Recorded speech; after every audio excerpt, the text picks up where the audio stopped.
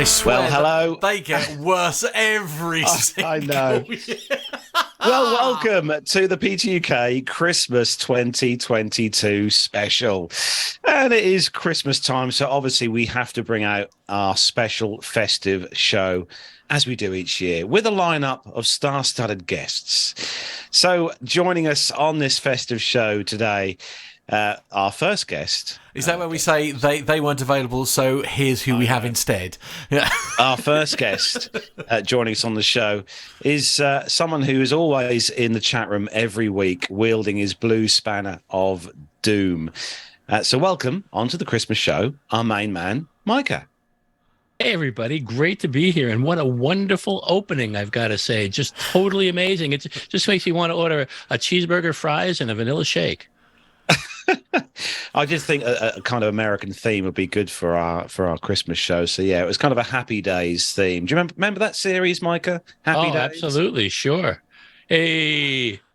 Oh yes, the Wow. Wow. So welcome on, Micah. Good of you to join us for our Christmas show again this year. I never miss one. I know. Good. Well done. And also joining us this year as our star-studded lineup of guest hosts. He wouldn't miss a Christmas show. He'd never miss a Christmas show because he is our festive Saint Nick. It is Captain Nick. Hi there. Hello, PTUK. Well, it's delightful. Lovely to see you guys with your merry Christmas spirit thing every year. Yeah, love it. I have the uncontrollable urge to paint him green all of a sudden. I'm not quite sure why. It's got a real thought green that came into my head was poke him. Oh, of course, yeah. Anyway, look, it's really nice to see you guys looking so festive, looking so happy to be sitting here on a Saturday afternoon enjoying yourself, knowing that tomorrow's Christmas Day. Well, quite, indeed. And also with us, we've got our always glorious and glamorous lineup of hosts that we have every Friday on the show. And he's got a very festive background today. And it's safe to say that by the end of this show, he'll be having to dig himself out of his studio over in the sprawling Buckinghamshire countryside. It is Neville Bounds. Yes, it's gone decidedly nippy over the last few minutes, I must Hasn't say. it just? But no, great to be back, and I can't believe it's Christmas again. I mean, I know it was a year ago since the last one, but this year's just gone so quickly, hasn't it? But really enjoying getting together with everybody and having a bit of a laugh later on, hopefully. Yeah, I expect the shares of BA have gone down again now over the Christmas break, Nev, means you're not flying. Well, no, I think there are other people that are flying. The only trouble is that some of the airport workers are not working, so we're back to square one again, unfortunately. But let's see how we get on next year, anyway. And also with us for the Christmas show, and it wouldn't be a Christmas show if someone wasn't holding a festive pooch. And it's our king of all things military is of course Armando. Hey, everybody. Micah's got the upper East Coast covered, and we've got the lower East Coast covered. Merry Christmas. Happy holidays to everyone. And little Lois Lane says, hello, Merry Christmas. Wow. I'm not quite sure what's happening. I think Armando's having a breakdown. I feel like we should call for help. Well, it is Christmas, almost Christmas morning, so we're probably a couple of coquitos in. You have to look it up. It's Puerto Rican eggnog. Wow. I've never had an eggnog. I need to put that right at some point. I'll look out when I'm in Lidl's or Aldi next. Oh, yes, do, please, yeah. Never get drunk on an eggnog because you'll never be able to look another egg in the face. Oh, dear. Has it got actual egg in it, then? I know that sounds like a daft question. Oh, yes. Eggnog does. Coquito does not. It's just got a lot of rum and coconut. Right. Ooh, I like that. Sounds like a very good combination. I feel be more at home with it being on a beach or somewhere like that, perhaps. Well, no, that's okay. 'Cause if an eggnog's done right, it's going to have a lot of rum or bourbon or something brandy in it anyway, so it'll be just fine. I like it. Very good. Definitely have to look that one up. I wonder if I can get that online. Probably. Or make do with beer instead. Oh, some good old real ale. So we've got a massive festive Christmas show to bring you today, along with a competition for you, the listener, to enter with some absolutely fantastic prizes on offer for that this year. We've also got a quiz for our host to do this year, which we always do, which is going to be quite interesting to see just how good our guests are at guessing things. But we have got some Christmas festive commercial news stories to bring you. So if you're ready, everyone. Indeed, indeed. Absolutely. Go. The captain has turned on the seatbelt light. Please take your seats and fasten your seatbelts.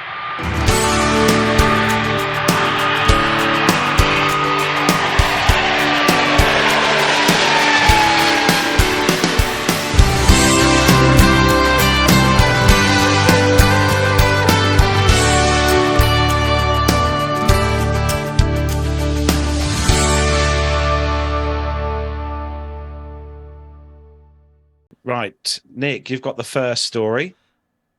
Ah, yes, absolutely. I'm just looking at my show notes now, and it says here, story 1, host Nick. So the hostess with the mostess, and it's good because it's a story about hostesses. Because EasyJet, I ought to say who this has been brought to you by. Hang on a minute. I can't read it. It's just like something like the Echo News. Help That's me correct. out, Matt. Oh, it's good. I got it right. The printing's very small for Father Christmas to see. Anyway, EasyJet launches a Jolly Trolley service to retirement homes, which is perfect because that's what I do. I'm in the home and I am retired, so I'm in my retirement home. The airline EasyJet has announced it will be launching a special festive service for retirement homes. Can't wait for my one to arrive. For retirement home residents this December. Their Jolly Trolley service will see the airline's cabin crew deliver festive treats, including mince pies, mulled wine, and hot chocolate, and sitting on the guests' laps to retirement homes, as well as sing some Christmas carols. Now, it's the sitting on the guest laps I'm looking forward to. So I'm just going to make sure my lovely wife is out for the afternoon when they come. Let me see. Recent research from Age UK showed that 1.4 million older people expect to feel lonely at Christmas. And I'm not surprised because, often their family ignores them, poor people. And, some people have had. So what's EasyJet going to do? What's EasyJet going to do? They're going to serve all these old people mulled wine and get them drunk. That's something about this. Yeah, absolutely. And put trolley dollies on their laps, which I think is great fun. So the aim of the service is to bring some seasonal cheer to residents of retirement homes and villages in the UK. Well, I live in a UK village, so I can't wait. The service will be rolled out in Bristol, Manchester, and Glasgow. Hang on a minute. None of those are villages. Throughout December, which are home to some of EasyJet's largest operations. Oh, I see. It's linked to their airports, is it? Before that, the surprise first trip was made to the residents at Wixham's retirement home in Bedfordshire. That's very apt. Near the airline's headquarters in Luton. Sorry, I just needed to say Pan Am there. Pam Clark, a cabin manager for Easy, and it's based at Luton, said about bringing the service to Wixham's, making our customers feel welcome and giving them a fantastic experience when they fly with us is a really important part of what we do. And so I love being part of this initiative as it meant I could bring that famous in-flight service to my very own community and spark a little extra joy. Well, I'm sure all those lovely old gentlemen in the retirement homes can't wait. Michael Brown, Director of Cabin Services at Easy, said, our fantastic cabin crew are a big part of the community in the cities we fly from all across the UK, from Luton to Liverpool, Gatwick to Glasgow, Bristol to Belfast. Nice alliteration, Michael Brown, and so many cities in between. So this is Christmas. we wanted to take the opportunity to give back to communities we serve and bring the warm welcome and fabulous service our cabin crew are famous for directly to their doors to share some extra special festive cheer. So that's Easy's efforts to make life a little bit happier and nicer for those who are stuck away in a retirement home over Christmas. How nice. Ah. What do you think of that, Micah? I just think it's lovely. Like I said, if you're stuck in a retirement home, what's there to do? Well, get drunk, and EasyJet's going to help. Absolutely, yeah. Well, Yeah. Nick, I may have specifically picked that story for you because it had the retirement home. So it's something that you can look forward to. Saint Nick, I mean. Absolutely. Well, I'm going to be pretty damn busy over Christmas, quite honestly. So I would probably won't have a chance to enjoy that. What with all the present delivering I'm going to have to do. For me, we don't realize this. I start around the 6th of December in some countries. St. Nicholas has a pretty early start for the Christmas period, and then I have to carry all the way on. In fact, the 12 days of Christmas don't end till the 6th of January. So everyone thinks it's a one-night stand, but it's not. It goes on for ages. But you know what? Let me ask you a question, Nick. You used to fly. You were a line pilot for years, and would oftentimes be stuck flying over Christmas. You've been retired for a few years now. Do you like? Is it pleasant being home, or do you kind of sometimes miss flying over the Christmas holidays? Well, when I got senior enough, I could generally bid off any Christmas trips. But I used to enjoy the fun of being away on a Christmas trip, but it meant shifting the whole schedule at home so that we still had a Christmas, but it wasn't on the conventional 25th. So from that point of view, it's a lot easier to sort everything out now that I know I'm guaranteed to be home. As long as the ticker keeps going, I'll be here for Christmas. That's lovely, isn't it? I suppose you missed those festive trips into Lagos, Nick. I know your favourite. Exactly right. I used to love the sand. They used to give us quite a good spread, actually, on Christmas Day.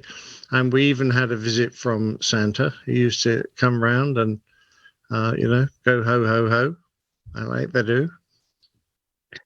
So, next story on our festive list for today is from the dailymail.co.uk. And it's another boozy story. Why do we call these boozy stories? Watch the airport beers. Booze warning for Aussie flyers off on holiday this Christmas.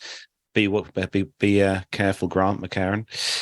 They've been told they're going to have the zero tolerance to these people. So travellers have been urged to behave respectfully in airports and on planes over the festive season, with the Australian Federal Police warning they'll crack down on troublemakers. The agency's told passengers to remain on their nice list over Christmas, saying it will have zero tolerance for bad behaviour. It comes after the AFP responded to more than 800 aviation alcohol-related incidents at Australian airports in the last 12 months to November. More than 330 alleged offenders faced around 420 charges for their conduct at airports between May and October this year. AFP Assistant Commissioner Scott Lee said travellers need to be particularly mindful of how much alcohol they are consuming at airports. This is a special time of year, and the AFP is at airports to keep passengers safe, Mr. Lee said. The majority of passengers do the right thing, but we know those who do not can be disruptive for other passengers. Airlines for Australia and New Zealand Chief Executive Alison Roberts said protecting customers and staff was the main objective for authorities. And while the vast majority of travellers treat each other and airline team members with respect and kindness, unfortunately, as with other industries, there are some people who behave badly. Yes, we all know those people. And they obviously have had a bit of a bad rap in the press over the last 12 months. I know we've reported on it many times on the show. Australian Airports Chief Executive James Goodwin said staff would be working hard to avoid travel disruption and urged travellers not to take out any frustration on workers. Airports will continue to engage with travellers to promote considerate and responsible behaviour, including the responsible service of alcohol within the airport's precinct, Mr. Goodwin said. They're working hard to get you on holiday on your destination and safely urge people not to take out any frustrations on staff, because any disrespectful or unruly behaviour will not be tolerated. The 10 days leading up to Christmas will be the busiest, and we're continuing to ask passengers to arrive 2 hours early prior to departure for domestic flights and 3 hours ahead for international flights. So if it's not getting drunk on board the aircraft, it's getting drunk at the airports. Obviously, Nev never does this, even though he has access to all the best lounges in the airports. Hey, Nev. Well, I think, it's all about moderation and tolerance, isn't it? And also, the time I get to the airport, I'm not really in the mood for a skinful at 5:30 in the morning. More like a bacon sandwich and a coffee. Yeah. Oh dear. Although I must admit, I have to confess, I am one of those people who has rocked up at the airport at 6 a.m. and had a pint of cider from Wetherspoons for no other reason than because I can. Mind you, I'm noticing more and more people in the BA lounge, especially those of a certain type, at swigging back the champagne at 5:30 in the morning, or a very large glass of Chardonnay and that sort of stuff. I can't work out whether they've been there from the night before or whether it's in the morning. But shocking amount of booze being consumed. I'm a spectator only, as you can imagine. I suppose for you, Armando, you don't because you're the man up front, so you can't do that. Oh, well, I ride in the back plenty, though. I am not above an early morning drink, a mimosa or a nice Bloody Mary or something like that, especially when I'm traveling international. That being said, though, nobody that listens to this show would ever partake in any nefarious actions on an airplane. But can we just make this a public service announcement right now? The holidays is already stressful. Please don't be that person. Like, everybody's just trying to get to wherever they're going on the holidays on an airliner. Don't be that person. I wonder how many stories we're going to do here in a couple of weeks about holiday disruptions because of people behaving badly. Well, it's funny. Just a couple of weeks ago, Brian and I were talking we do the Journey is the Reward podcast. We were asked a question whether we have ever witnessed any bad behavior or been responsible for any bad behavior. And obviously, we've both witnessed quite a bit of it. And I don't know if we've ever witnessed quite as much as Nev has, but we've certainly seen some awful things. And in fact, both of us were responsible for some bad behavior when we were much younger, not on the aircraft, but on the ground with some ground staff, when we started to get very angry over a bad situation, like my luggage didn't arrive and I was presenting at a conference the next day and it wasn't going to be there for 2 days and I needed my suit. And then in the middle of it, all of a sudden realized, wait a minute, this person on the ground isn't responsible for my luggage having disappeared. Why am I yelling at them? And I apologized profusely, but sometimes it happens. There had been no drinking involved, I must say. It was just an upsetting experience.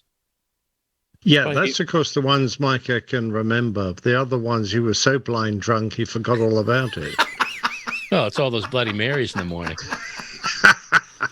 I must admit, the Yanks used to have a really bad rep. I remember when I was in Australia on exchange, and my cohort across the road, who was an F-15 Eagle driver in his previous life, and we were both out in Australia flying Hornets. He said, let's do something really nice for our wives, Nick. Let's get all the kids up.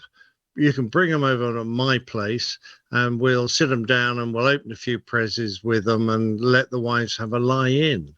And I thought that was a great idea until I got met at the door. It was at about 5:30 in the morning with my 1.5.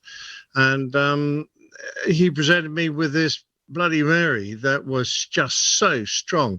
I nearly knocked my socks off. I just couldn't believe it. It was, full of stuff sticking out of the top, like celery and, hibiscus plants and, the odd rubber tree, I don't know. And so much vodka. Unbelievable. So I thought, well, all Americans must be like this. It must be good over there. Honestly, some people are just not grateful, are they? Honestly. No, it's very true. I don't usually send accolades towards fighter jet pilots because I was not one. So whoever you are, congratulations and thank you for keeping up foreign relations. Absolutely, yeah. Well done, Jack.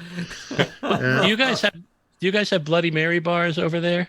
You know, like instead of a salad bar, like certain restaurants will have a Bloody Oh, I Mary thought you bar meant where you can... a bar you could unwrap and eat as a snack. I was going to. No, That would be a nice bar. it's almost like a salad bar because Bloody Mary's over here in certain places in the morning. It's almost like eating a salad where there's, celery sticks and carrot sticks. You've had those, I'm sure, Armando, right? Oh, for sure. There's a place. Actually, Megan and I, on our first date, our first date ever was on New Year's Eve, and we went to a place called Whiskey Cake, which is I think a chain out west, but they have a brunch Bloody Mary bar, and you can get basically pancakes and waffles, or not pancakes, pancake chicken and waffles, and then the whole rest of the restaurant is just this bar with Bloody Mary ingredients. I mean, there's like Nick is talking about, like bacon. You can get probably chicken drumsticks and throw it in there. And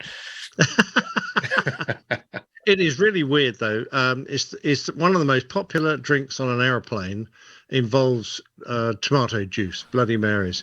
Yet very rarely do you ever go to someone's house when you're on the ground and go, "Can I have a tomato juice, please?" But for some reason, in the air, they are just the perfect thing to accompany your flight. Yes, there have been studies on it that tomato juice tastes very different at altitude, and people are very, very in favor of it and drink quite a bit of it because it tastes different when you're flying at 30,000 feet than it does on the ground. I know, absolutely. The cabin crew always used to remark on it. And how can we get through so much of this tomato juice? I don't think I've ever had one. I mean, obviously I've had vodka and stuff like, but it's always been like a tonic and things like that, rather than a sort of like tomato juice. Although I must admit, it's one of the drinks my mum is quite fond of. Is a Bloody Mary with the sort of. Does she like them spicy? Yeah, she likes a little bit of the old Worcestershire sauce. Well, in the top. Yeah. Worcestershire sauce is just the beginning of it. Tabasco and pepper and cayenne pepper and all sorts of stuff goes in them. And I use sriracha in mine. Recipes. I like to spice it up with sriracha. Sriracha. It's a bless you. Sorry. it's a Vietnamese or Thai style garlic spicy sauce. It's wonderful. Oh, that sounds good. I do love me Thai spices. I have to be honest. Right, somebody jot this all down. I have some experimenting to do. Oh my word! Be a very festive Christmas for Matt this year. Well, there you go. Anyone looking to buy Matt a Christmas present, go get a ready mix. Bloody Mary kit for him and post that off. Oh, I like the sound of that. Nev, I was going to ask, when you're sitting in your seat 1A, obviously having your caviar and stuff, is there any particular drink that you're fond of when you're flying, or I know you don't obviously drink tons, but is there an alcoholic beverage on board that you favour? I just quite like the wines that they serve, actually, but they're very generous with them. And of course, you must remember that I'm normally driving at the other end. So when they give me 2 bottles of wine, and they say, "Oh, would you like a third?" Just to take home for later on. I've got to be a bit careful, so I'm very aware of how much I'm drinking on the aircraft, especially if I'm got to drive home the other end. But it's normally red or white wine, or perhaps a gin and tonic if I'm really pushing the boat out. So, yeah, something like that. Nev, we're going to stay with you for this next story. It's on simpleflying.com, and it says that British Airways Boeing 747 Negus is now a winter wonderland. Is that Arthur Negus? It is the same fella, absolutely. Yeah, well, I never. Very good with the antiques, wasn't he? Yeah, he was very good. Yeah, I think you've got to be of a certain age. Just like the 747, it's an antique. Well, I was just waiting for that. Yes. You've got to be a certain age to know who Arthur Negus is, and it's relevant that we're talking about the 747 as well, I think.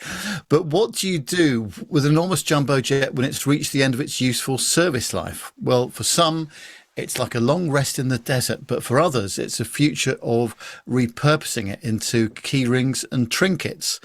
But some airliners are a bit too special to be either abandoned to rust or to chop up into pieces.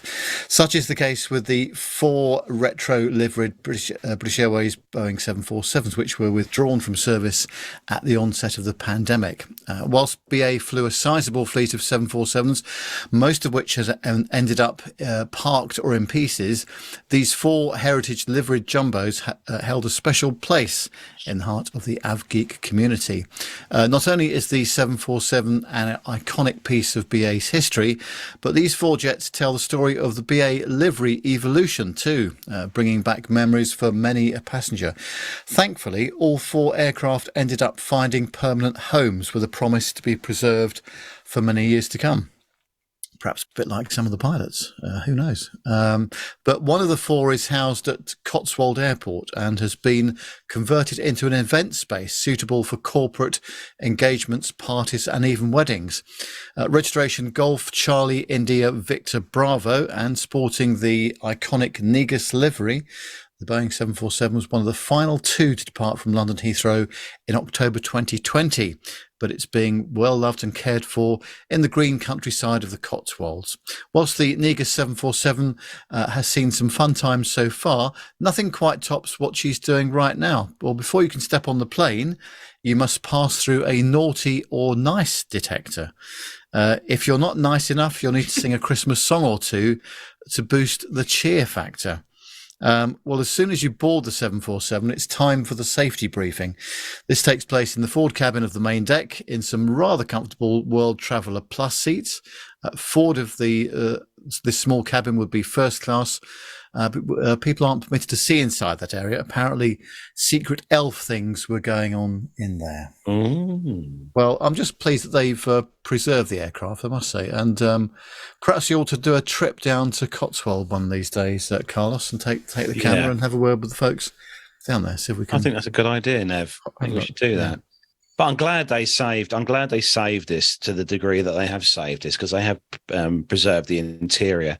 And obviously they're using this as an events platform now, aren't they, for stuff? But it's good to see they've retained a lot of the cabin interior. Well, of course, the last time we went on a 747 was October 2019 on the way back from the Dubai Air Show. Little did we realise that was the last time we would ever fly on a 747. Yes.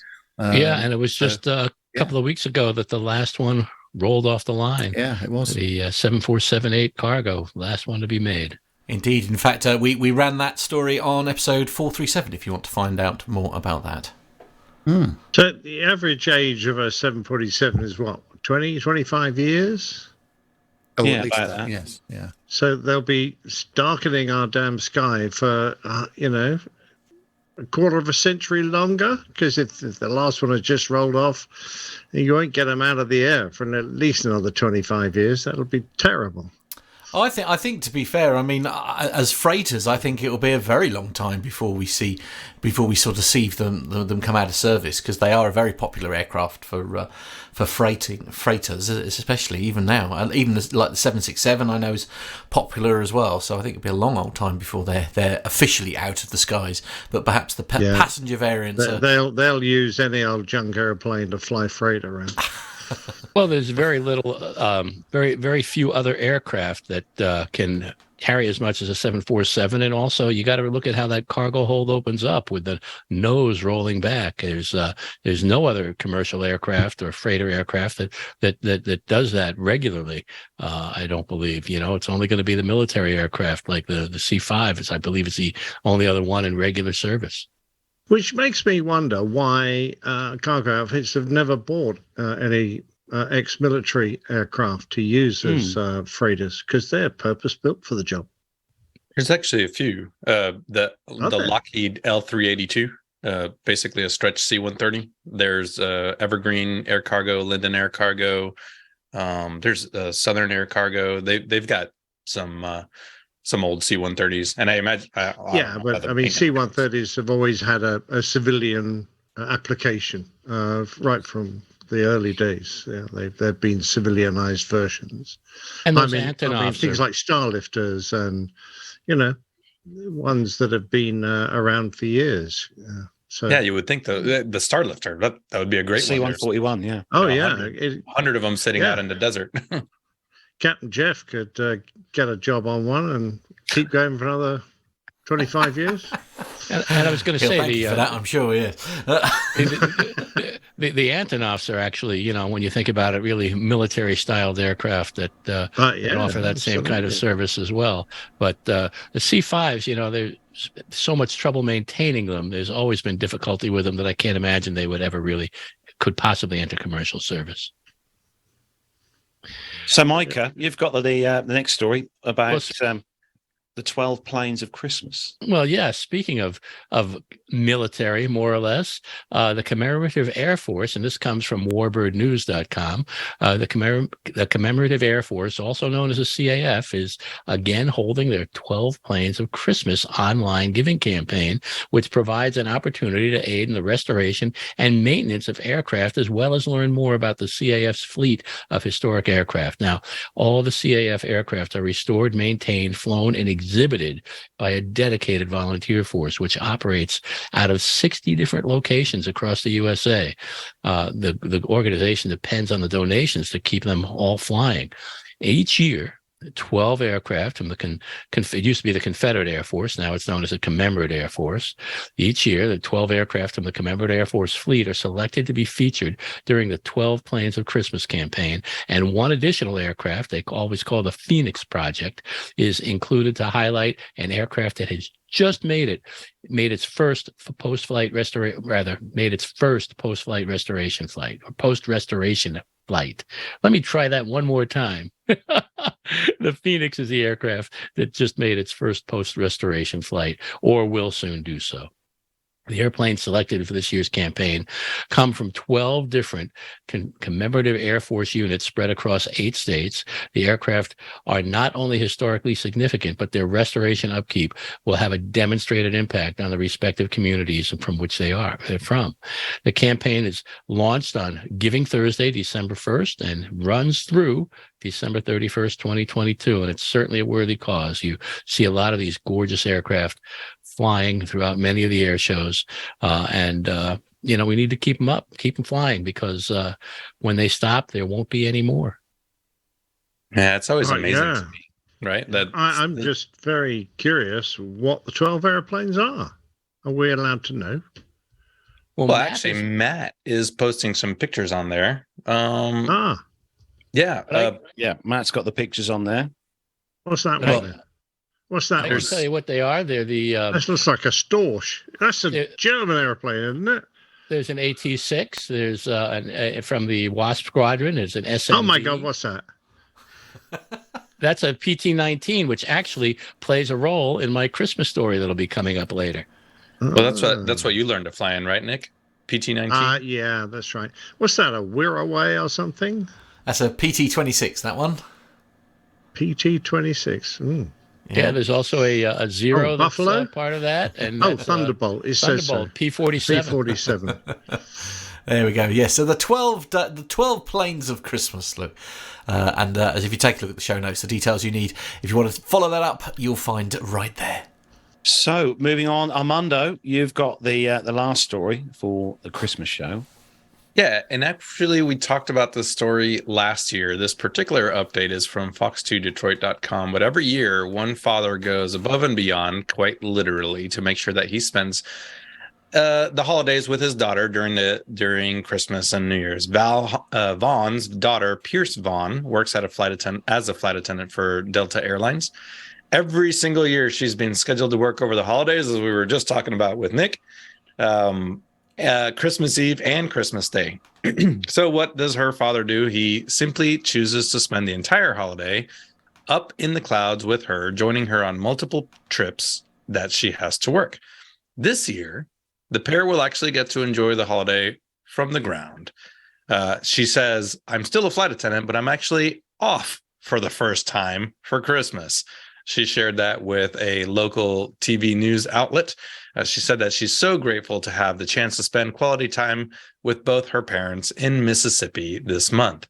She continued on to say that the last few years have been incredibly busy and seem to fly by faster than she can hold on. So she's really looking forward to a Christmas at home, when so many other places have grown to feel like home. As for Christmas plans, the family doesn't have anything scheduled just yet, except that they will finally all be together. She's just happy to be on the ground, and her father said that he is just happy that she will be on the ground. The story was actually first featured in 2018 when a fellow passenger, Mike Levy, took some photos of the special moment and shared it on Facebook, and we covered it here on the show. Levy explained that he had the pleasure of sitting next to Hal on his flight back home, that his daughter Pierce was the flight attendant working over Christmas, and that Hal would spend the holidays with her. Anyway, Vaughn said in a post of her own that her dad had actually made it on every single flight and even got a first-class seat from Fort Myers to Detroit. Special thanks to all the patient, wonderful gate agents around the country and my perfect crew, she wrote. Now, we were just talking about this. It is important to remember that there are a lot of people working over the holidays to get you, the passengers, everywhere that you want to go. So keep them unless it's Border Force here in the UK, in which case it will be other people's lives who. And no, sorry, shut up, Smith. Yeah, and we just talked about that. If the Border Force does go on strike, then it's going to be your local military folks that will be covering passport control there at all the airports. So keep them in your thoughts. Anyways, be nice to them, please. Takes within the bounds of security guidelines, of course. Take some nice treats. Take some chocolates. Take some nice little Christmas gifts for your crews and your cabin crews and your gate agents. That's a nice idea. I know. My old outfit used to actually give all the crews that were operating on a Christmas flight tickets, firm tickets for their loved ones to come and join them, or at least a loved one, which I thought was always a nice gift to give them. That's a lovely Eventually, idea. they started making them pay for them, but they were still pretty cheap, so that was good. I thought it was really nice because the aircraft's usually pretty empty. Plenty of room for them, and it was always nice to get them and then upgrade them all and let them have a really fun time en route with the rest of the crew. And that's something I always do whenever I travel, but especially when I travel on holidays, is I bring some chocolate truffles or some rochets, and always try to get in touch with the pilots and always the flight attendants, and try to help out the ground crew too, and let them know that I appreciate that they're taking care of me. And it's incredibly appreciated. I've never seen people smile so much as when I'm able to thank them for doing what their job is. Thank you for doing that, Micah. I do the same thing. This year I will be flying on Christmas Day commercial back from Washington, D.C. back to Charlotte, and I intend on doing the exact same thing. Excellent. Aww. Well done. So we've got a quiz, guys, next. Ooh. Ooh. Oh, what prizes? There's no prize. Well, I mean, Matt might be able to rustle up a fanfare or a round of applause or something. Well, I'm expecting at least a Bloody Mary. Or a Bloody Mary, exactly, yeah. Hey, there's no better prize than being invited to take part in the PTUK Christmas show. See what he did there. Very good. Yeah. I think Nick disagrees. I seem to remember we won last year. I'll tell you what, Nick. Yeah. If you win, I'll send you one of our military mugs. How does that sound? One of those what? What do you mean? What? Or a 5% grey discount. mug. I would love to have a mug with military mug. Yeah. Lovely. There you Thank go. Look, you. if you look at your screen, there you go. Look, that's our new military Oh, mug. look, some swag. Yes. Yeah, I'd love some of that. I One with an airplane on. Yeah. Okay. Well, if you win, Micah, you can have one. There you go. That's the. with Ozzy the Osprey. Yeah. Is it that? I thought it was called Mac. I don't know. Yeah, it's called Mac. Mac, apparently. yes, Yeah. Mac. Maybe Mac to you, but No, I it'll be want Ozzy one to with an me. airplane, not an osprey. Oh, we can't customize them, Mike. Nick, that's not how it works. We don't. Right. Okay. Lovely. Well, Well, the okay. great Well, thing if you about win, the then we'll Osprey send is- it to Micah. The great thing about the Osprey is sometimes it identifies as an airplane, sometimes it identifies as a helicopter. I see. Yeah, he can just pick and choose. Yeah. Yeah. It's Hey, very, one What of the pronoun do highlights- you have to use when you refer to it? anyway, should One we of the move on? one of the highlights of my year this year was being able to tour an Osprey and interview a pilot from an Osprey pilot. It was just fabulous. Wow. Yeah, it's pretty cool. Micah sent me some pictures from when he did that, and it took me right back. Plus, I was up in Micah's neck of the woods. I was in Pease, New Hampshire, I think, and I saw a couple Ospreys flying up there. Yeah, pretty cool. So we're at the Christmas quiz this year. This year, it's no blurred pictures. They're full quality HD pictures, but they are airports this year. Now, we've got two teams. Team A, the professionals, we'll call them, Nev and Armando. And Team B, we're calling the senior professionals, is Captain Nick and Micah. I resemble that remark. Yeah, so do I. I'm using the word senior that you're top of the league. You're captains and above. Oh, I thought you meant closer to retirement. So the pictures will come up on the screen, and your challenge is to guess the name of the airport. If you can't guess, we'll pass it on to the next team. So Team A, you'll start things off then, and Matt will pop up this picture on the screen. Play at home if you're watching the show at home. Here we go. Matt's going to pop up the first picture of the airport, which you need to answer or guess which airport this is. There we go. Team A. I assume they're jotting it down, are they? We're not sort of... I'm jotting it down here. Right, good. So Team A. Don't shout out is what I'm saying. Nev and Armando. What airport is this? I think that's Charles de Gaulle, right?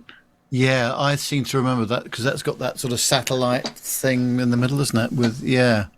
That's a pretty unique terminal. I'm going to go with Ned's concurrence, Charles de Gaulle. Yeah, I agree. Ding! There we go. Fake sound effect. That could work correctly. That's 1 point to Team A. So well done. That was Charles de Gaulle Airport. Yeah. So Team B, Nick and Micah, your airport is coming up on the screen right now. No, okay. I think I know that one. Oh, that's an easy one, that is. Oh, is it? What do you reckon, Micah? I've got no idea. I'm not very good at airports. Actually, I'm beginning to change my mind now. Are you? Yes. This is perfect. Because it looks like it's an American one. This is perfect that we've got one American and one Brit on each team, so we should have the whole world an American covered. road, Micah? It definitely looks like an American road, but I was going to suggest it was somewhere in the Middle East. Oh, But of Dagenham. Something like that. Well, if it's America, you'll have to do it because I've only flown into half a dozen American airports. Having a hard time seeing it because I only got the small photo here on Zoom. Is that SFO? San Francisco? No, I don't think so. Ooh. Okay, what are you going to plump for? What are you going to go for, guys? Oh, I don't know. It's not I Newark, don't want to guess. and it's not JFK. No, it's not JFK. Just think of a big airport that I haven't been to. O'Hare? The train is what's throwing me. Okay, is that your final answer? No, What's it's your final not. answer? Not I Atlanta? don't think so. Your final answer, guys. I'm going to have to push you for time here. Oh, go on, Micah. Your guess. I'm going to say Atlanta. It's not, but I'm going to say Atlanta. Oh, sorry, guys. Incorrect. We're going to have to pass it on to Team A for a bonus point. Team A, Armando, Nev. Well, Carlos and I have been to this airport. And Nick was Dubai. very close when he said he thought it was the Middle East. Nev, your final answer? I'm going to take a guess at Dubai International Airport. You're correct. Well done. Well done. Well done. I was fooled by that freeway. Yeah. Yeah, I bet. Okay. I one. didn't have a single clue except for all of the aircraft apparently are Emirates. Right, a bit of a clue there, yeah. Next one. I don't know how you can tell that. Next one for Got Team is a A. blur. So for Team A, there we go. Oh, Nev and Armando. Oh, that's easy. Is I mean, it- anyone. Yeah, the easy Atlanta Hartsfield International Airport. Oh, yeah. This is rigged. This that runway down there at the on the south side. It's pretty awesome to be driving along and you see these aircraft taxiing above you. Plus, I was based at this airport, so yes. So it your- is Yeah, big. so Your your final final answer. answer is? Final answer? Hartsfield International. Well There done. we go, You're very correct. good, yeah. Well done. Well done.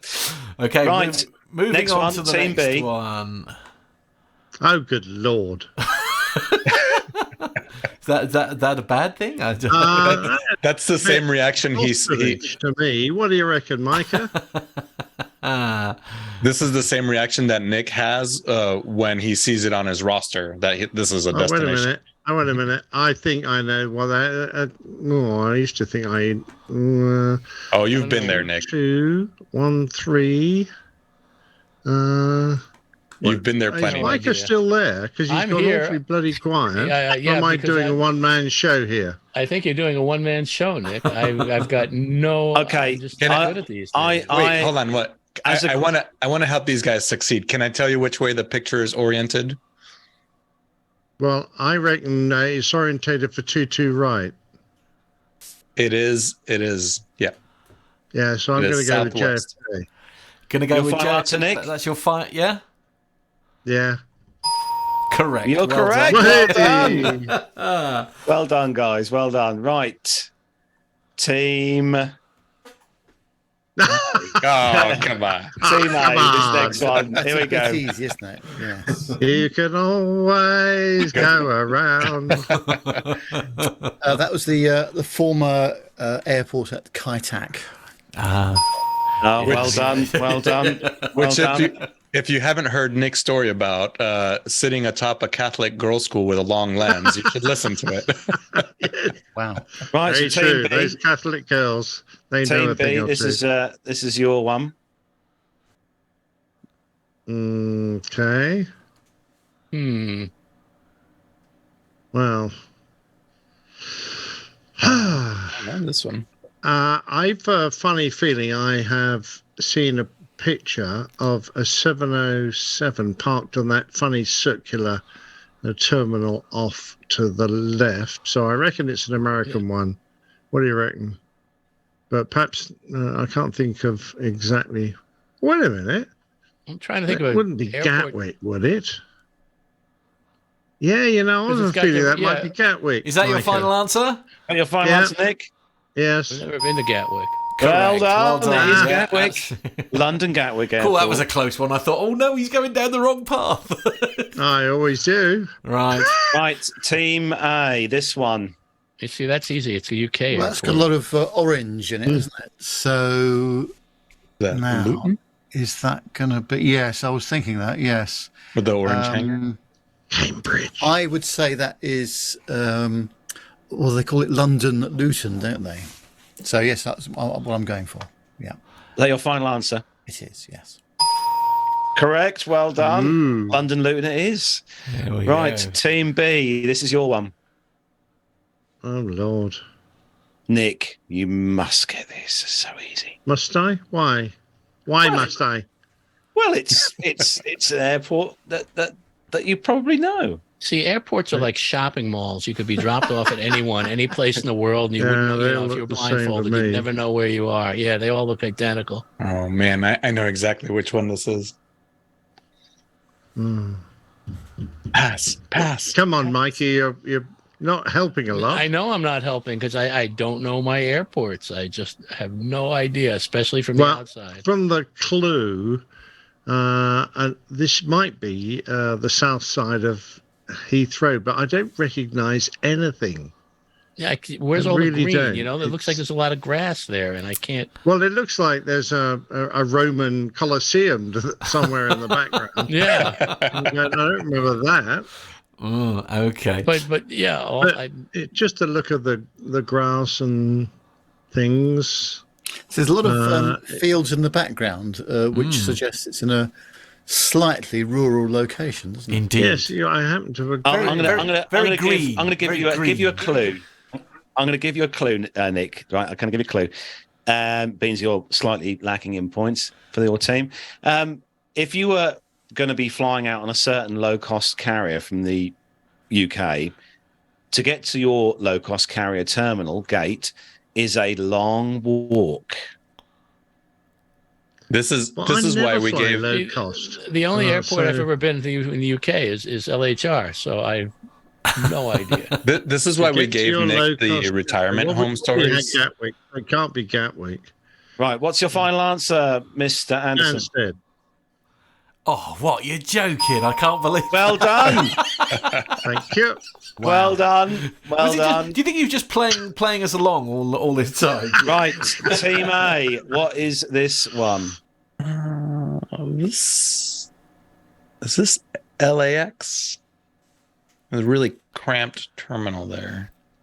Yeah, and now LAX has got I feel like LA. 2 parallel runways and then another 2 parallel offset, isn't it, to the right? It's super. It's not the my worst favorite airport airport. in the world to navigate around, isn't it? Yeah, it really is. I'm gonna go with LAX because all the concourses are all like packed into that. Yeah, I'd agree. Final answer? Yes.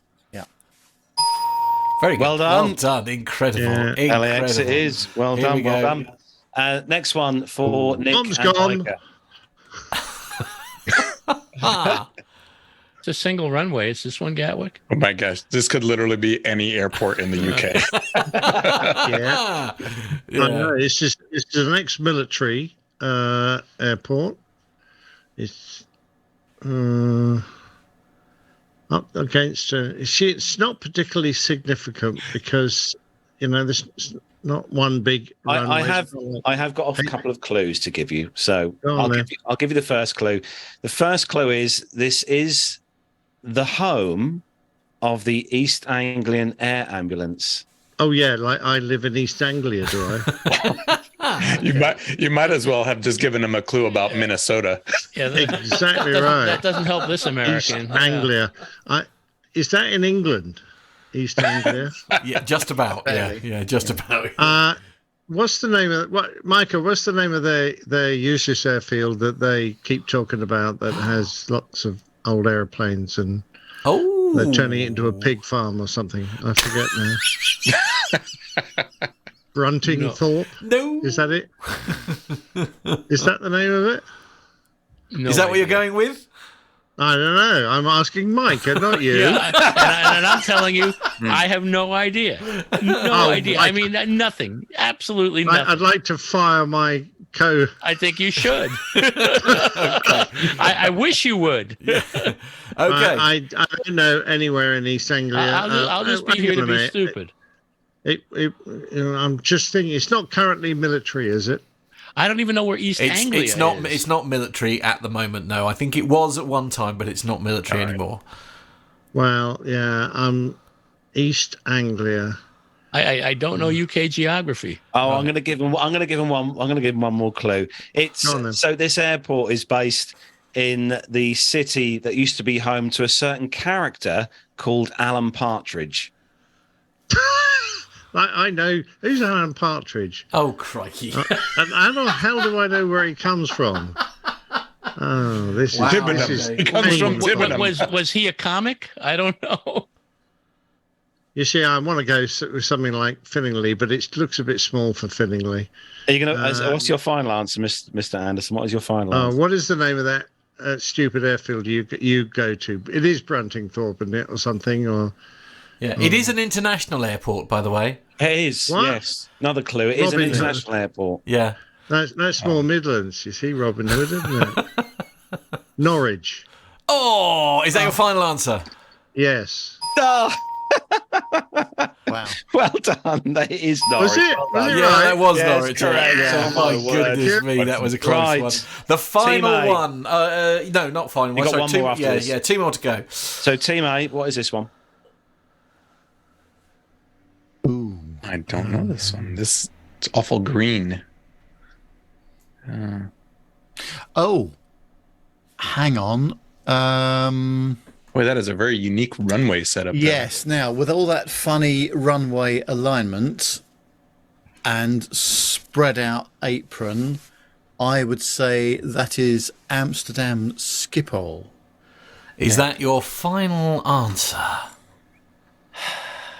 Yes, I think it is. Yes. Correct answer. Well done. Yes, Wow, very well good. done, Yeah, Evan. yeah, yeah. Well done. And finally, Finally, Heck. come on, Nick.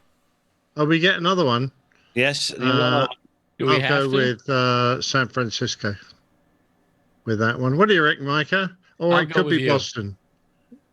Um, Hang on a minute. If I was making an yeah, approach, no, I think you might be Boston. think it's San because I don't- Francisco. I think it is. It looks San Francisco-ish. They have 2 parallel runways though that definitely. Yeah, I people thought they were a fly. bit closer than that. Yeah, but they I are. think we can I get- don't. I'm sure. No, I we'll don't go think with it is San Fran. I can't think of another one. Your final answer, San Francisco. Yes. Sorry, we're going to have to pass it over to Team A.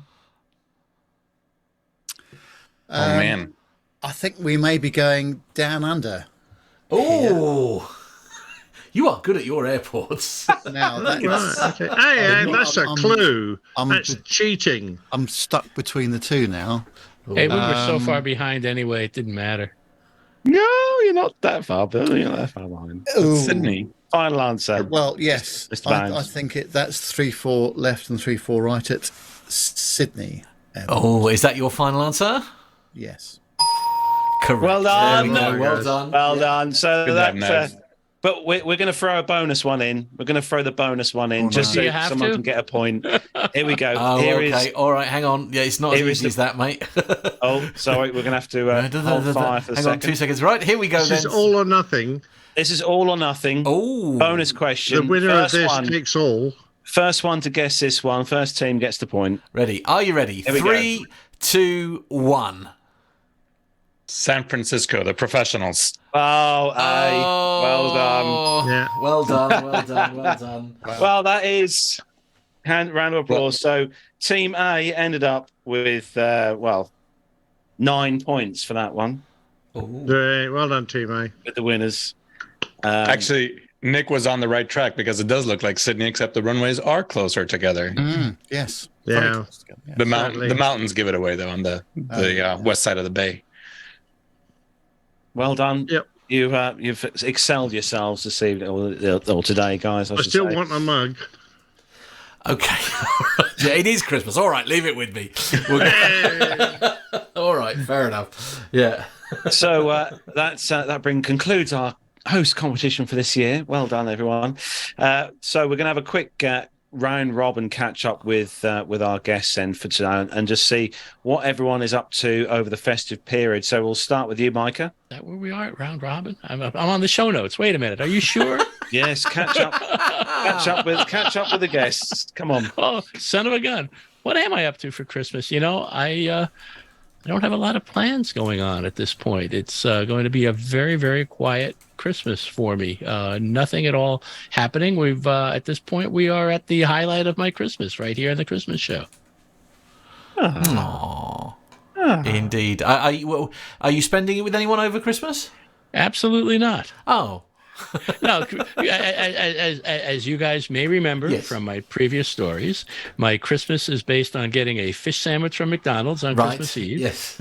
Calling my friend Beth, who I've been talking to now for, let me think, that would be 48 years. Every Christmas Eve, we talk and then listening to the Christmas show.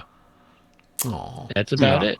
There we go. Armando, what have you got on the cards? Are you doing lots of flying or are you off over Christmas? Yeah, I mentioned it on our last actual recorded show. The bulk of my flying takes place over December with the families that I tend to shuttle around. So by the time this airs out, I will have flown pretty much all over the East Coast and out to Las Vegas and Albuquerque. But for Christmas itself, the whole family is going up to Washington, D.C., where I'm from. My parents still live in Washington, D.C., some of my best friends. So we've rented a large Airbnb for all of Megan's family to come up to D.C., and we will just hang out. First stop is going to be the National Air and Space Museum there in downtown D.C. at the mall, because they have just renovated 2 of their wings, I believe. So whether anybody in my family comes with me or not, that's where I'm going to be. Love that. Love that. Carlos, what are you doing for Christmas? I presume a quiet one with you and Gemma, hopefully. Quiet one. That is. I know. It's one of the first times in I can't remember how many years that I've got Christmas Eve off. So we're going to make the most of just chilling out here Christmas Eve, and then Christmas Day. Obviously, this glorious show will be broadcasting live. But seeing my dad actually this year for the first time in a lot of years, I should be spending Christmas with my father. So that'll be quite fun because we are both very, very good real ale drinkers. So we shall be on. I think he's got a cask of something coming in ready for Christmas. So that'll be us on Christmas Day. And then I'll be seeing the parent-in-laws on Boxing Day, which will be fun. Yeah, we're doing something similar. We're going to, so it's just me and Mum on Christmas Day, having a lovely quiet time here. We don't do turkey at Christmas. We do, we always do something a bit different. So we're actually treating ourselves, and I'm going to be making some homemade individual beef Wellingtons for our Christmas dinner, which I'm very much looking forward to. So that's going to be a real treat. And then off to Uncle's on Boxing Day, which is a bit of a tradition in our house, as we go off to Clacton to go and you at the moment go and enjoy someone else's heating, but but there we go. Yeah, Nev, what about you? Yes, well, we are going to go to the Eden Project on Christmas Eve. That's that rather nice structure down in the West Country, just in Cornwall. Been to that a couple of times before, but never this time of year, so it should look very nice with the Christmas lights on and what have you. And then we're spending the Christmas Day down at the Crown Plaza in Plymouth. Where they can do all the cooking. I say.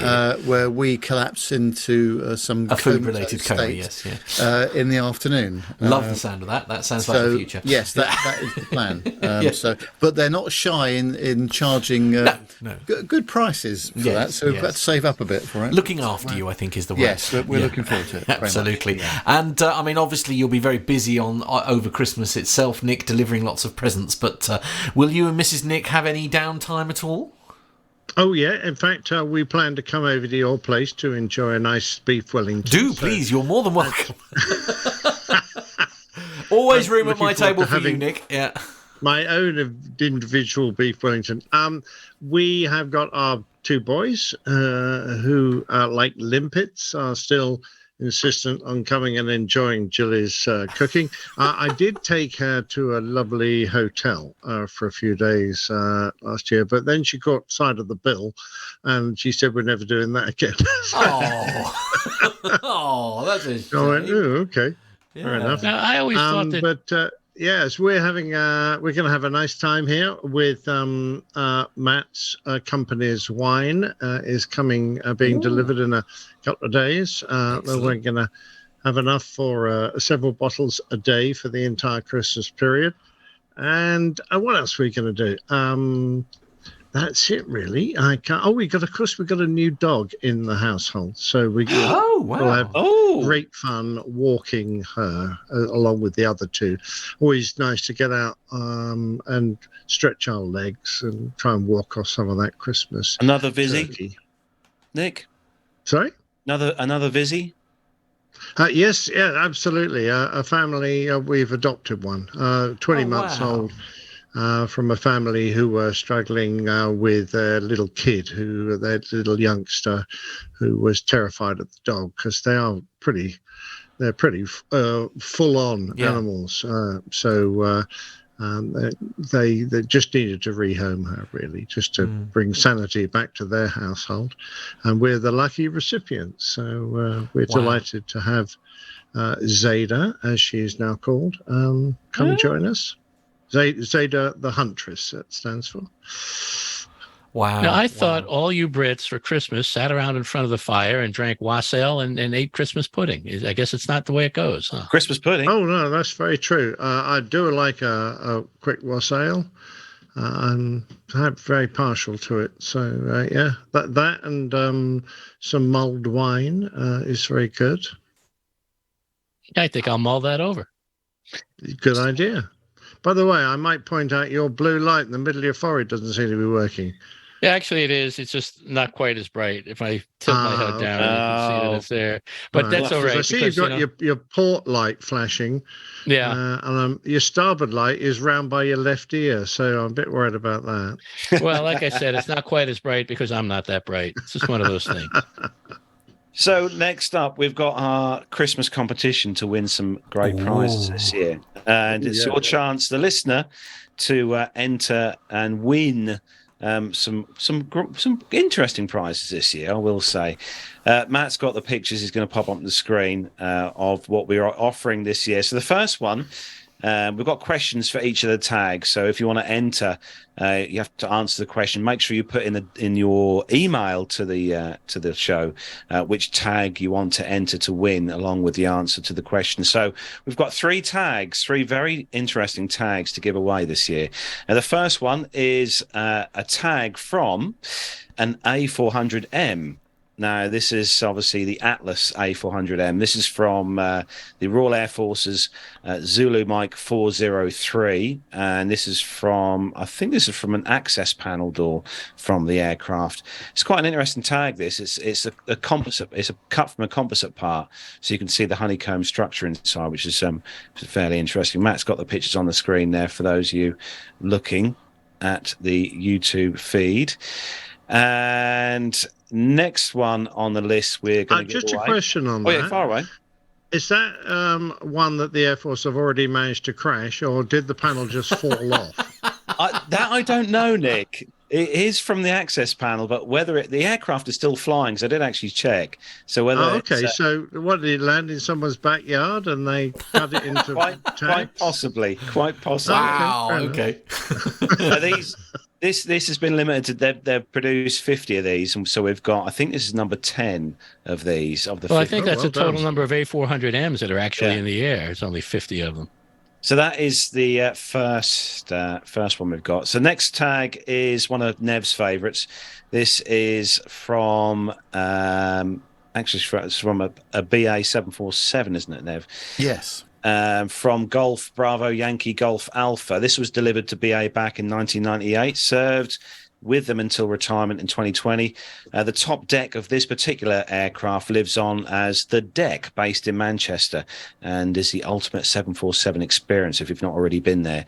So this again is another piece of composite cut from the aircraft, and this is also a limited cut. I think they've done 2,000 cuts of this, and that's available to you to win as well. And the last... Here's a note for people who are going to visit this establishment. What did you call it again? It's the deck. The deck. If you go and visit the deck, just make sure you don't grab the seat that's underneath that little square hole that's in the ceiling when it rains, okay? Because otherwise you're going to get a bit wet. And the last tag we've got to give away is very apt because we've got Captain Nick on the Christmas show this year. And this last tag is from a Phantom F4J. Ooh, the J model, that nasty lot. No, this was Zulu Echo 352. This is call sign Black Bunny. This was actually the aircraft was designated. In 1991, the aircraft was retired from service. It was used as an airfield decoy at RAF Labruch. Is that right, Nick? Labruch, in Germany? In Germany. Yeah, the bare fuselage subsequently was repatriated by road to form a fixed target at Foulness Range in Essex, wherever that is. I'm sure you've been there as well, Nick. Here it incurred heavy damage from an explosive ordnance strike to the right-hand air intake, where this tag has been cut from. 50 of these were cut, and this is number 8 of those 50 we've got to give away. And I think you can agree there, I think you guys can see that. It's quite a weathered tag. I thought you were going to say it was one of Captain Nick's aircraft that he caused to be unserviceable or something like that. Clearly not in this case. The result of one of my landings. Is that what you're trying to say? Now, Nev, did you want to look at or read the questions out for these tags for the listeners? How they can win each one? Yeah, absolutely. So let's go to the A400 one first of all. So the question, in order to win the A400M tag, what aircraft was the V-22 Osprey developed from? What aircraft was the V-22 Osprey developed from? Armando approves of that one. For the BA 747-400 tag, that's Golf Bravo Yankee Golf Alpha. It's a good question, this one, actually. Obviously, Laker Airways was known for one of the first mainline aircraft firms to offer low-cost flying across the North Atlantic. And the question is, what year was Laker Airways founded? What year was Laker Airways founded? And in order to win the F4 Phantom tag, the question is as follows. On the 6th of December 1959, the second XF4H-1 Phantom performed a zoom climb to a world record height. What was that height? And we will accept feet or meters for the answer. So question again, on the 6th of December 1959, the second XF4H-1 Phantom performed a zoom climb to a world record height. What was that height? Those are the questions. I thought you wanted that in inches, Nev. We can offer 6.5 inches. Well, there we are. We can offer any unit of measurement here, but feet or meters. Oh, could I do it in fortnights per fathom? Yes. Or in cubits? Yeah, cubits and rods. I should point out that show hosts are not allowed to answer this quiz. No, Armando. So those are the questions. And I was thinking hectopascals as one of our most exotic measurements, but you guys are actually used to them. So. Oh, I like the video, Armando, except I'm feeling airsick. That's the point of the show. That's the content of the show, not the video. We're gonna pop those say questions. you're only just feeling that? We're going to pop those questions as well on social media, guys and girls. So don't panic. We'll pop those on our Facebook page over Christmas, so everyone can get a chance at having a go at winning. So just before we wrap up, of course, there was supposed to be somebody else who was joining us today. Unfortunately, he's not very well, and he has sent in an apology video as well. And of course, after that, then we do have a wonderful festive message from Micah to enjoy. But first of all, here are our apologies from Captain Al. Hi guys, unfortunately I can't be with you for the Christmas show.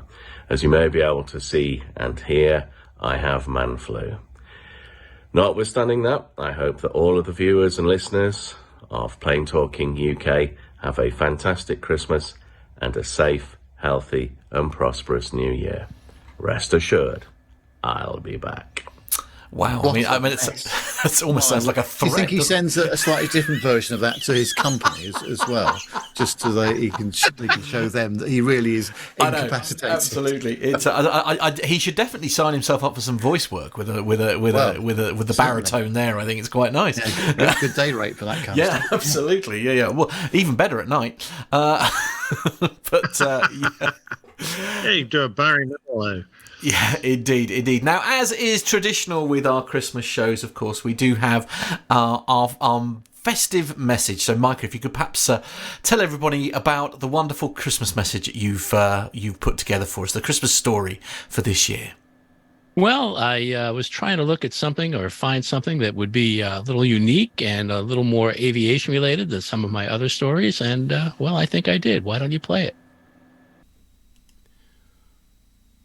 Christmas trees and B-17s in 3, 2. It's Christmas time again, a time of merriment, of warm thoughts of friends and family, tidings of comfort and joy and all that. It's now been 7 years that I've been sharing Christmas stories with you. It's become a part of my life and one of my very favorite Christmas traditions, which, as you know if you've been listening all these years, are actually quite limited. Society in general, and Christmas in particular, is far more inclusive these days than it once was. As I've told you before, as a child, I always felt left out of Christmas. It just wasn't a holiday for me and all of my family. Not a part of our faith, and certainly not a part of our traditions. It wasn't that we were left out, but in many ways we were shunned away. You see, society changes over time, and has changed tremendously over the past half-century. While the world is still not as inclusive and all-embracing as it could be, it's certainly much better than it once was. For example, as I may have told you before, I learned from my mother before her passing that in the early 1960s, when I was 4 years old and my folks were shopping for the house I grew up in, our home for over 50 years that was only sold after my mother passed. Anyway, at that time, we were excluded from one of the houses we were considering because the town didn't accept Jews. This wasn't necessarily legal, but nonetheless, it was a way of the world at the time. This same kind of discrimination was even worse back in the 1940s and 50s. Just ask Cy Spiegel. He can tell you. Who's Cy Spiegel, you ask? Well, he's a man who has probably had a bigger influence on your life than you know, and obviously, you probably never heard of him before. Born in Manhattan on May 25th, 1924, Cy grew up to be small in stature, only 5 foot 7 inches tall and 150 pounds. Still in high school when Pearl Harbor was attacked on December 7th, 1941, his older brother was drafted almost immediately after that fateful day. Cy soon realized that the draft would keep him from attending college, so thinking he might be more useful to the war effort, he changed his high school curriculum from academics to industrial arts. After high school, Cy took a defense industry job in a machine shop, figuring he might as well do what he could while awaiting the draft. But he soon found out that his machine shop job gave him a deferment from selective service, something he found unacceptable. He didn't want to sit out the war at home and felt he could serve his country better in the armed services. So soon, he enlisted in the U.S. Army, and it turned out he was a valuable enlistee. His skills as a machinist placed him in aircraft mechanic school in the U.S. Army Air Corps. After basic training in Atlantic City, Cy was assigned to the Casey Jones School of Aeronautics for what was then the equivalent of an A&P, then on to LaGuardia Field and eventually to Roosevelt Field in Long Island. But Cy didn't want to be stuck behind the lines for the duration of the war. After all, he gave up a deferment that could have kept him out of the service entirely. Cy wanted a bigger part in the fight. He asked around, how do you get to fly planes? Eventually he found out that by taking the bus from Roosevelt Field just a couple of miles to the recruitment office on Mitchell Field, he might be able to get reassigned. Fortunately, the U.S. Army Air Corps desperately needed pilots. Cy was almost immediately shipped off to Nashville for ground school, and then to Santa Ana, California, where he learned to fly on the Ryan PT-19A. His advanced training took place in Douglas, Arizona, where he flew the Curtiss Wright AT-9 Jeep, a strange-looking, unstable aircraft. So unstable, in fact, that while a total of 491 AT-9s were built, only 2 survive. One of them is in the National Museum of the United States Air Force in Dayton, Ohio.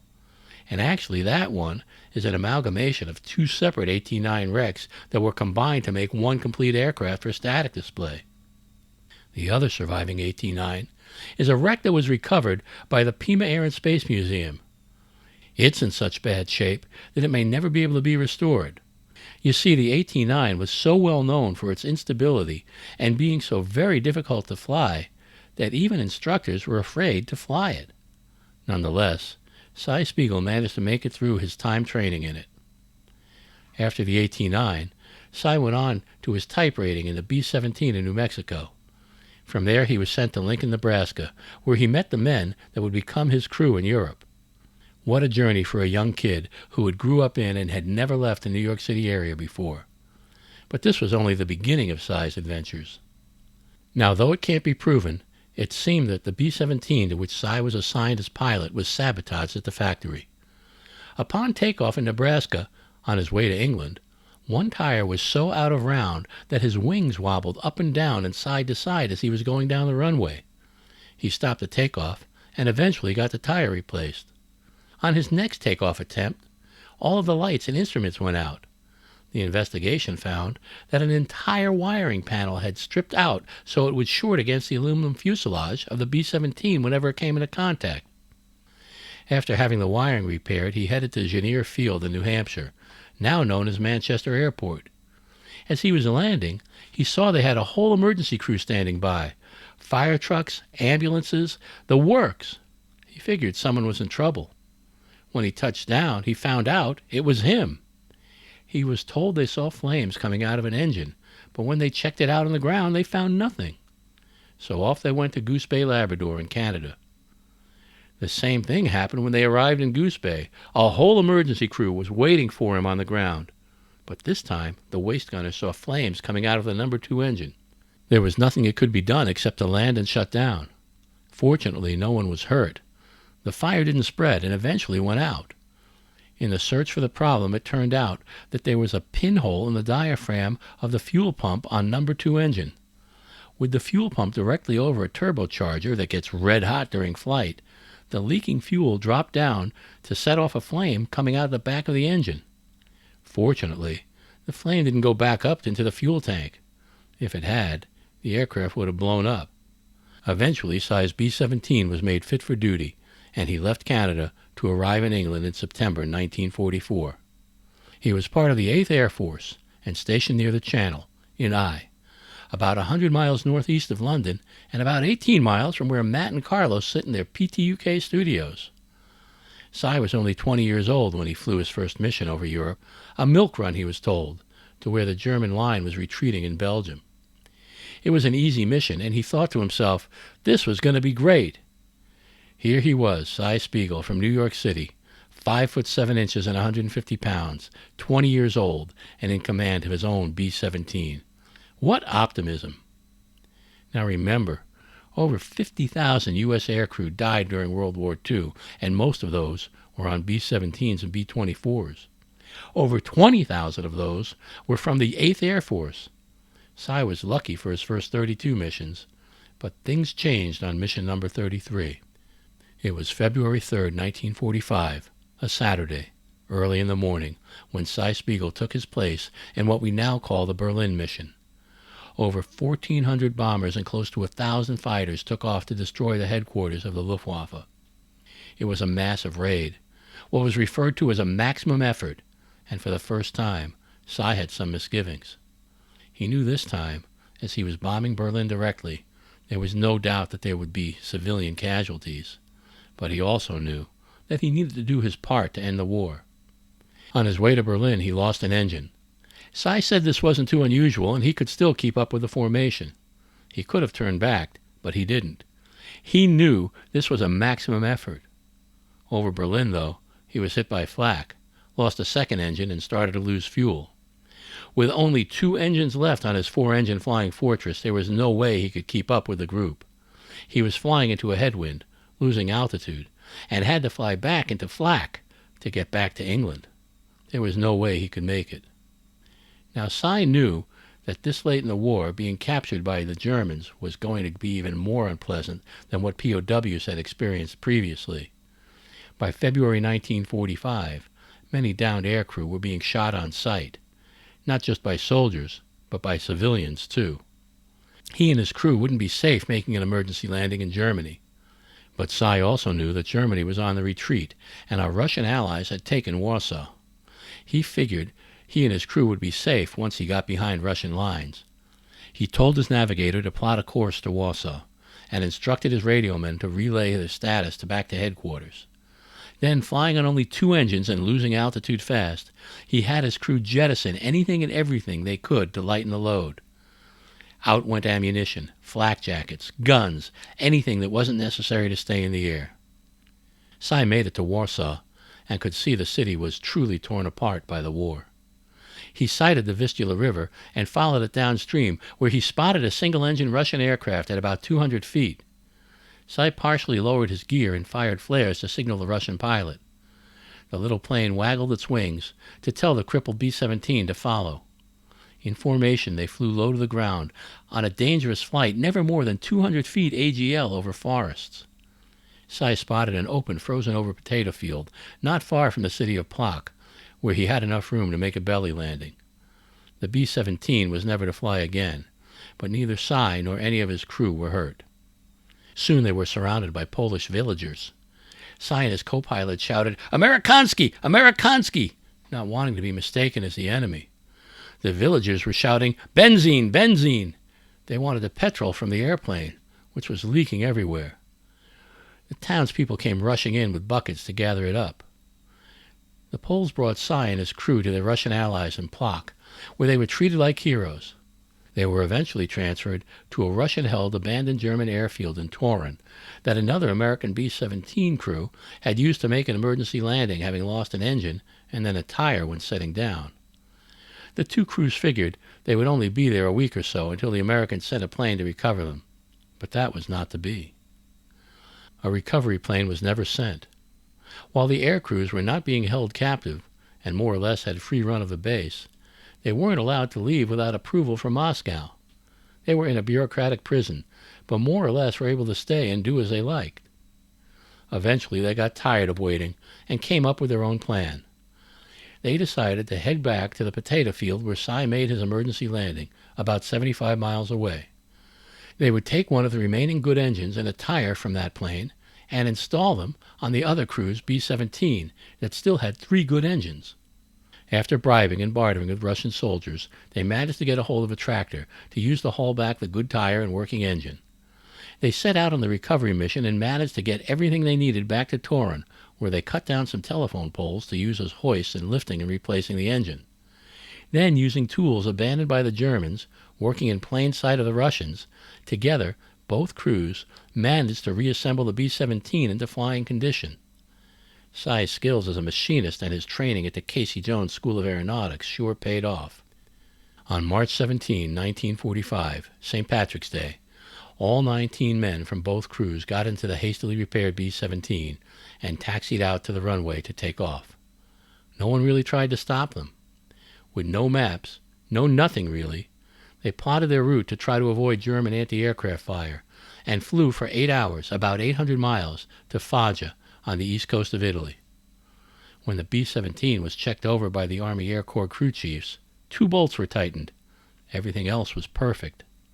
Cy and his crew flew the same B-17 that they had escaped in from Poland back to England.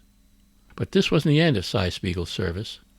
After his daring escape, he went on to fly 2 more missions, completing a total of 35 before he was finally sent back home to the USA on August 31, 1945. Cy entered the war and fought for his country as a first lieutenant. He flew 35 missions as PIC of a B-17, including mission number 33, where he rebuilt a disabled flying fortress and made a daring escape to return to service. But Cy Spiegel was also sent home a first lieutenant, having never received a promotion. This wasn't unusual for Jews in the military back then. Discrimination played a major role in the armed services, and anti-Semitic factors kept them from promotions. This went on in the private sector as well. Although many World War II combat veterans with far less experience than Cy went on to work as commercial pilots in the growing airline industry after the war, as Cy Spiegel said, and I quote, "They weren't taking Jews after World War II. They were blatant about it. It wasn't that they gave you some excuse. They told you, we don't hire Jews." Cy tried engineering schools. He enrolled at CCNY, the City College of New York, but he found he just couldn't deal with the immaturity of his classmates, who, even though they were close to the same age, didn't have the kind of worldly experiences Cy had gained during his time in the Air Corps. He ended up in vocational school and worked in various machine shops to support himself and his then-new wife. By the way, his wife, Motoko Akeda, spent most of the war with her family, confined to internment camps in California and Wyoming because her parents were born in Japan. And although that's a story in and of itself, it shows that this kind of discrimination was not limited to just one group. Eventually, Cy found a full-time job as a machinist, paying $1.80 an hour at a brush company in Mount Vernon, New York. So here's where our story changes a bit. You see, back in the late 1940s and early 1950s, window dressings were a big deal. TV was brand new, and not everyone had one. There were no mobile phones, no computers, and no internet. Radio was the mass media of the day. The way people were introduced to new products was through newspapers and magazine ads, but mostly display windows. One of the big fads in window dressing at the time was to create colored wave designs by using millions of tiny multicolored brushes. Eventually this fad passed, as fads are apt to do, and the $12,000 machines, $12,000 being a fortune at that time, but yes, $12,000 machines that Cy was responsible for at his company, American Brush Design, were no longer necessary. To try to get as much as they could out of these very expensive machines, the company executives came up with the idea to use them to make artificial Christmas trees. Unfortunately, the trees looked awful being that they were made out of polyvinyl chloride plastic. There was no resemblance to real trees. Plus, and some of you may remember this, back then in the mid-20th century, artificial Christmas trees were a silvery aluminum designed to be illuminated by rotating colored spots shined on them to light them up for a constant color change. Nobody even considered that an artificial Christmas tree could ever look anything like the real thing. Cy thought better of it, though. He reported back to his boss and told him that he sincerely believed that artificial Christmas trees could be a booming business. Though only a machinist for the company, his boss believed him. The boss created the American Christmas Tree and Wreath Company as a new division and gave it to Cy to run. Cy was given free rein, and he was determined to make it a success and create artificial Christmas trees that looked so lifelike that the public would be proud to own and display them. He studied trees in the forest. He brought trees to the office to examine. He worked on his machines, using his machinist skills to create a tree in the factory that truly looked like it came from the wild. Eventually, his work was a success. Soon, American Christmas Tree and Wreath was selling beautiful, natural-looking artificial Christmas trees. The public loved them. In the mid-1970s, over 800,000 trees a year were coming off the line. That was one every 4 minutes. Cy Spiegel's idea was a success. So much so that with 3 patents on artificial Christmas trees, he eventually left American Christmas Tree and Wreath to start his own company. In 1993, as a multimillionaire, he sold off his shares and retired. Not bad for a nice Jewish boy from New York City, who, even though a hero from World War II, was kept out of the airline industry through prejudice. As of this writing, Cy Spiegel is 98 years old. He lives on the Upper West Side of Manhattan in a beautiful apartment with a gorgeous view of Central Park. Recently, when asked if he had a choice on what his legacy would be, Christmas trees or his heroism during the war, he said that while the war was probably the most exciting time in his life, there's no one left to talk about it with anymore. To me, though, Cy will always be a military hero. But I don't think he's ever seen himself that way. I don't think he does to this day. When asked about it by the New York Times, Cy said, and I quote, "I can tell you this. We fought against fascism. We fought against Hitler's desire for a master race. I never thought that fascism was a possible threat to our nation's democracy until now. Right now. However, all I'm trying to do is stay alive." We have a lot of things to thank Cy Spiegel for. Not just for risking his life flying 35 missions in his B-17. Not just for rebuilding a downed aircraft and flying his way over occupied territory to come back and fly more missions in the 8th Air Force, doing his part in helping to save the world from a fascist regime. But we need to thank him for much more than that. Cy Spiegel and I have a little bit in common in that neither of us ever celebrated Christmas growing up. Never had it as part of our family traditions as a child. But Cy faced more adversity than I can imagine. Yet he's still a man who, to this day, helps bring a sense of peace and joy to the holiday season and fill homes all over the world with the Christmas spirit year after year. And even though I'm not sure what we're calling ourselves this year, I'm going to remember back 7 years ago and sign off like this, hoping it brings you a lot of holiday memories. For the Plane Talking Safety Tau, Crazy Airline Pilot Geek Spectacular Christmas Extravaganza, here in Portland, Maine, in the USA, this is your main man, Uncle Micah. Well, as always, thank you, Micah, for putting that together. It is a very unique story, and Cy, actually, after I listened to this and you sent us, I sent the rest of the story to my entire family so they could read the New York Times article on it and kind of learn a little bit about him. But I guess listening to the piece that you put together, it was interesting because it did take me back. You know, the armed forces are what I consider just a little microcosm of society, and we know from history and even, you know, Captain Nick's Plain Tales that it is certainly not immune to social trends, whether positive or negative, and influences.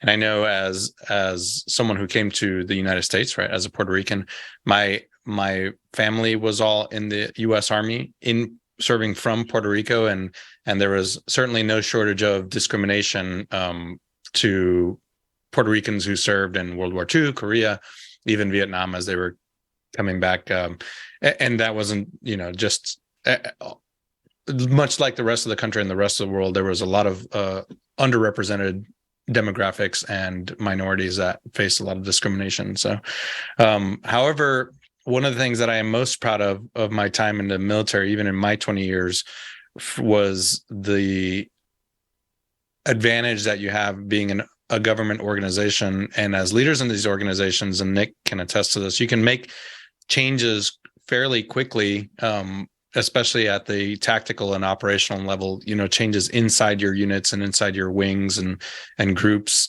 to be more Air Force specific. But I was always very proud of the inclusivity and equality that the U.S. military and our partner militaries showed. And it was always, or not always, but often on the forefront of breaking social barriers, and you could do that in the military. And we've seen that. Your stories on the Geeks, on APG, a lot of the plane tales that we've seen where people were breaking barriers early on in aviation, and Sai's story is no different than that, where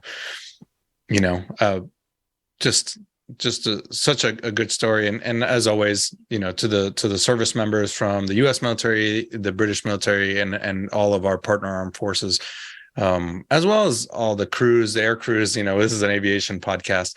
We keep them all in our hearts and minds, and wish them a very happy holiday season wherever you are. And hopefully this show brings a little bit of a respite from whatever it is that you're doing. So, and the story was not meant in any way to be disparaging against the military or disparaging against the airlines. It was just a story about society and what society was like back then, and it affected everyone. And it wasn't until Harry Truman came along that the military was finally integrated. And really, it's only recently that women have had the full ability to be able to serve in every position in the military that men could serve up until really only just recently. So there are issues everywhere, but there are societal issues. They're not confined to the military at all. And it's much, much better. And here we are. Exactly. And a heartwarming story it is, right for the holidays. Indeed. Thanks, Micah, as always, again for for the story. I mean, the Christmas show, I think it's like it's a part of the Christmas show every year, isn't it? Now, it has been for a lot of years.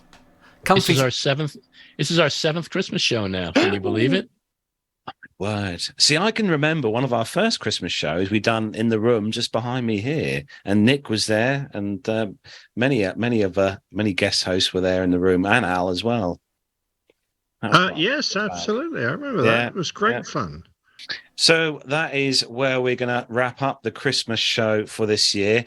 Nev, would you like to say about the social media links for everyone watching? Mustn't forget those. Yes, you can search for us on Facebook, Twitter, or Instagram. Just search those platforms for Plain Talking UK. Our WhatsApp number is +44 757 2249 That's +44 757 2249 You can email the show podcast at plaintalkinguk.com, and the website is plaintalkinguk.com. You can subscribe to our YouTube channel, of course.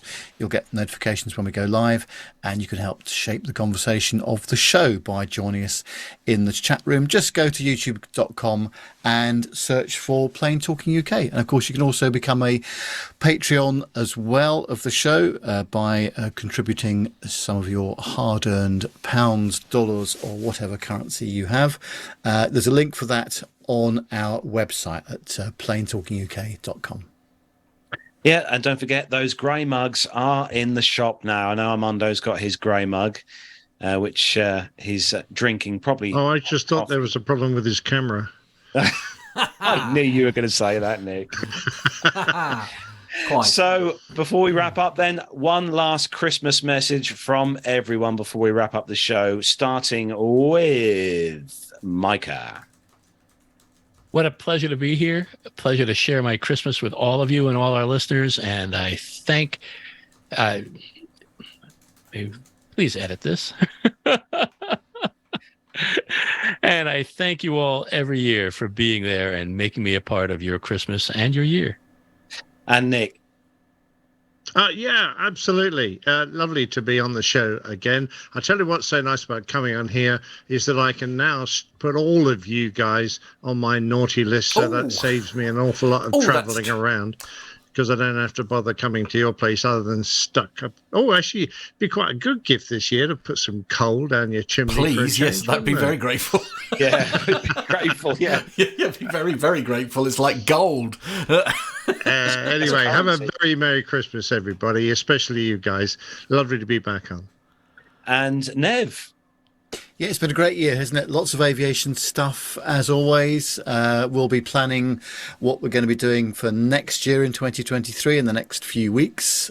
So bring you more aviation stuff, some great podcasts, great interviews, and also some air shows as well. So in the meantime, hope you have a very Merry Christmas and a Happy New Year. And Armando. Well, I want to thank the Airplane Geeks for lending us Micah, and I want to thank everyone over at APG for just a great year, great year of content. All our other podcast family, everybody did I can't believe the year's over, but just what a great year in aviation podcasting. To all our listeners and supporters, man, the show just wouldn't be what it is without you guys, and especially everybody that supports the show, but tends to be the same people that are in the chat room. I love the chat every Friday night. It's kind of like getting together with friends and just talking about airplanes. And then my family, everyone who supports us doing these silly little podcasts that we enjoy, and Carlos, Nev, Matt, and especially John, who puts so much work into the show when the rest of us are just showing up on Friday afternoon like fighter pilots, and we just get a briefing and we say, okay, who are we attacking and how are we doing it? Okay, thanks for doing bye-bye now. Go. But it's been a great year, and let's we're closing in on episode 500 now, so let's do that. Oh, don't say that already. Blimey, we've got another year to go. Yeah, cool. And Matt. I hadn't really thought about that. Really, yeah, it's been a funny old year, I think, for all of us. It's been a year full of worry and stress for many of us, I think. Really, to be fair, none of us are really quite sure what's around the corner. But the one thing that you can be sure of is that PTUK will always be here to cheer you up and make you feel warm and fuzzy inside on a Friday night. So, thank you. My thanks to everyone who's been involved in making this year such a success. And here's to many, many more. Merry Christmas, everyone. It just leaves me to say a big thanks to all the hosts for all the hard work this year, including John, not forgetting John, our loyal producer who sits in the voice in our ear every week when we're doing a live show. But thanks to all the hosts for all the hard work this year. Nev with all the interviews, and you as well, Nick, for your great work with the interview series that you've done. Fantastic work. And obviously thanks to Micah as well for his fantastic story again this year. And to everyone who watches the show every week and joins us in the chat room, thanks to you, and everyone who downloads the show. That's the reason we do this, is because we love seeing you guys every Friday night chatting away in the chat room. It's what keeps us going. So that's it for the Christmas show 2022. Thanks for tuning in, and we'll see you back on live back in 2023 in a few weeks time. It'll be a week's time, whenever it is, I don't know. Anyway, so from me here in the fireplace here, I'm going to go and put some more logs on here in a moment. From Nev in his 6 foot deep snowdrifts in Buckinghamshire, from Captain Nick with his glorious hat on, from Armando with a lovely background as always, and from Micah, and from Matt, and from John, have a wonderful Christmas. We'll see you next year. Bye everyone.